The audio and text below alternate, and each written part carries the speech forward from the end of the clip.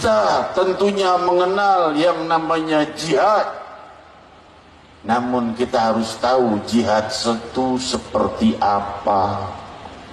Jangan bicara jihad kalau emosi itu setan, bukan jihad namanya. Hadirin hadirat, beda antara emosi dengan jihad. Kalau seandainya jihad, Rasul bilang jangan memukul wajah, jangan menyerang wanita dan anak-anak, jangan menyerang yang tidak bersenjata, jangan menyerang yang tidak menyerang. Nah, itu namanya jihad. Kalau kita tidak diserang orang, kita menyerang orang. Itu untuk yang di luar Islam, apalagi yang sesama muslimin.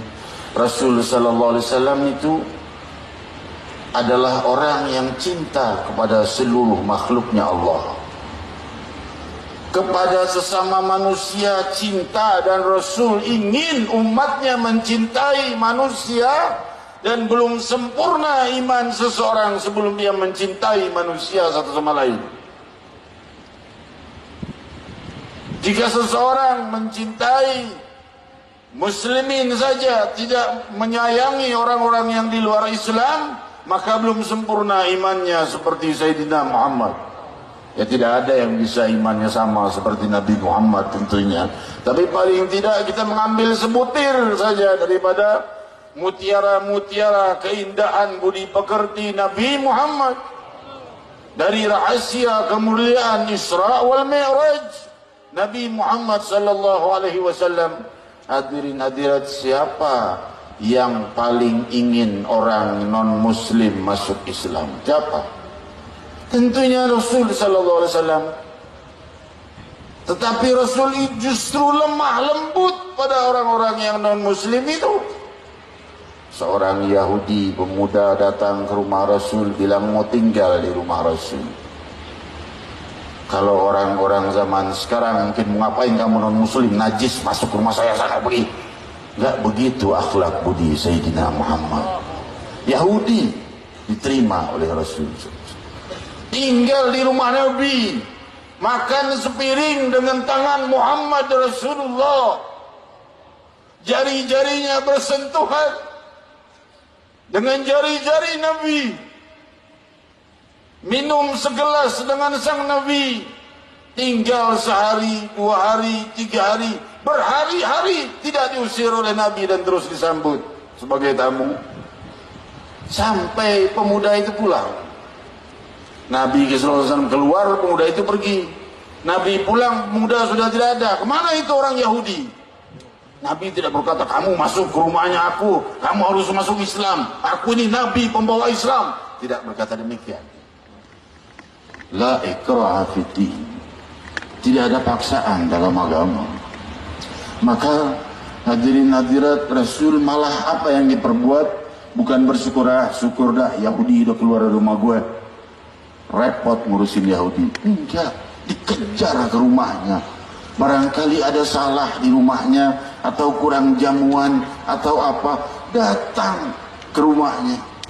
Didatangi ternyata sakit dan sakaratul maut. Rasul baru berkata, La ilaha illallah, ucapkan. Anaknya melirik bapaknya, diizinkan apa tidak nih mengucapkan la ilaha illallah. Bapaknya Yahudi juga. Bapaknya tidak tega melihat budi pekerti Nabi yang begitu indah. Bapaknya berkata, Ati Abul Qasim, taati Abul Qasim, taati. Bapaknya tidak masuk Islam, tapi ngelihat budi pekerti kepada anaknya dan jasa besar, anaknya udah tinggal di rumah Nabi, ya udah taati aja Abul Qasim. Maka ia mengucap la ilaha illallah Muhammad Rasulullah. Inilah akhlak Sayyidina Muhammad. Islam akan berkembang luas dengan kelembutan, bukan dengan kekerasan. Kekerasan hanya akan menghancurkan Islam dan agama kita sendiri dan diri kita sendiri. Maka oleh sebab itu kelemah lembutan itu perlu. Budi pekerti itu senjata terkuat untuk mencapai kemenangan dan keberhasilan di dalam dakwah kita. Oleh sebab itu juga layak kita pahami kita sebagai rakyat, antara ulama dan umara layak bersatu. Untuk apa? Untuk supaya terjadinya pembenahan masyarakat yang baik. Kalau ulama dan umara itu pejabat, ulama dan umara saling hantam, musuh Islam tepuk tangan, syukur tuh hancur sendiri, dihancurin sama pemerintahnya sendiri, saling hantam sendiri. Jangan begitu ya. Kalau umara kita punya kesalahan, maka coba ajukan kepada gurumu kepada gurunya, sampai kepada guru-gurunya yang punya hubungan dengan orang-orang yang para pejabat itu, untuk menyampaikan bahwa hal ini salah dengan baik. Itulah akhlak Sayyidina Muhammad. Demi Allah, jika beliau hidup, itu yang akan beliau perbuat.